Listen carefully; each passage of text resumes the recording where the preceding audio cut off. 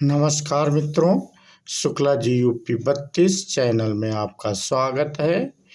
और जो लोग नए हैं वो चैनल को सब्सक्राइब कर लें और बेल आइकन दबा दें, जिससे जो मैं नई वीडियो डालता हूं उसकी नोटिफिकेशन आपको मिलती रहे और आप नए नए वीडियो का आनंद लेते रहें।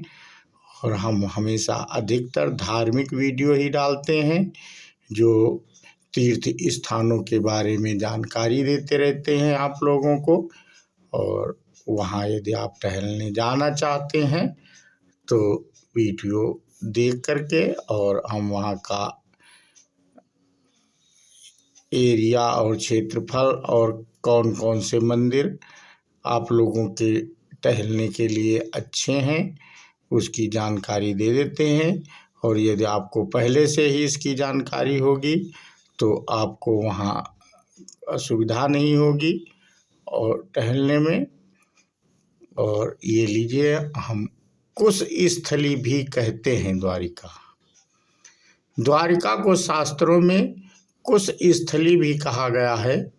ऐसी मान्यता है कि सतयुग में महाराजा रैवत ने समुद्र के मध्य की भूमि पर कुश बिछाकर कई यज्ञ किए थे। यहाँ कुश नाम का एक दानव था जिसने बहुत उपद्रव फैला रखा था। ब्रह्मा जी के अनेक प्रयासों के बाद भी जब वह दानव नहीं मरा तो त्रिविक्रम भगवान ने उसे भूमि में गाड़ कर उसके ऊपर उसी के आराध्य देव कुशेश्वर की लिंग मूर्ति स्थापित कर दी।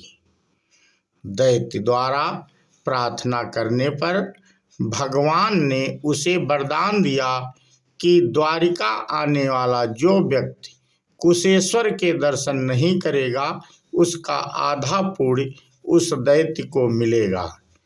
इस प्रकार से कुशेश्वर भी कहते हैं। इसलिए समुद्र में विलीन हुई द्वारिका। द्वारिका जी समुद्र में विलीन क्यों हो गई, इसके बारे में भी हम आपको जानकारी दे रहे हैं। तो धार्मिक महत्वता के साथ इस नगर के साथ कई रहस्य भी जुड़े हुए हैं।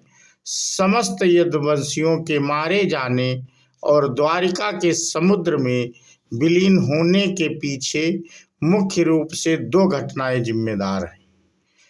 एक माता गंधारी द्वारा श्री कृष्ण को दिया गया श्राप, और दूसरा ऋषियों द्वारा श्री कृष्ण पुत्र सांब को दिया गया श्राप।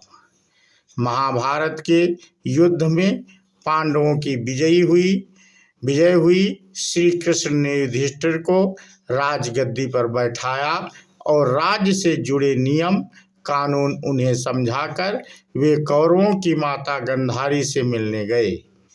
कृष्ण के आने पर गंधारी फूट फूट कर रोने लगी और फिर क्रोधित होकर उन्होंने श्राप दिया कि जिस तरह तुमने मेरे कुल का नाश किया, तुम्हारे कुल का अंत भी इसी तरह होगा। श्री कृष्ण साक्षात भगवान थे, चाहते तो इस श्राप को निष्फल कर सकते थे, लेकिन उन्होंने मानव रूप में लिए अपने जन्म का मान रखा और गंधारी को प्रणाम करके वहां से चले गए। अन्य मान्यताओं के अनुसार श्री कृष्ण के पुत्र शाम अपने मित्रों के साथ हंसी ठिठोली कर रहे थे। उस समय महर्षि विश्वामित्र और कंडु ऋषि ने द्वारिका में प्रवेश किया। जब शाम के 9 युवक मित्रों की दृष्टि इन महान ऋषियों पर पड़ी तो वे इन पूरी आत्माओं का अपमान कर बैठे। इन युवकों ने शाम को एक महिला के वेश में तैयार किया और महर्षि विश्वामित्र तथा कंडु ऋषि के सामने पहुंचकर उनसे बोले, यह स्त्री गर्भवती है, आप देखकर बताइए कि इसके गर्भ में क्या उत्पन्न होगा। दोनों ही ऋषियों ने इस परिहास के अत्यंत क्रोधित हुए और उन्होंने कहा कि इसे गर्भ से मूसल उत्पन्न होगा, जिससे तुम जैसे दुष्ट, असभ्य और क्रूर लोग अपने समस्त कुल का नाश कर लेंगे। बोलो सियावर रामचंद्र की जय।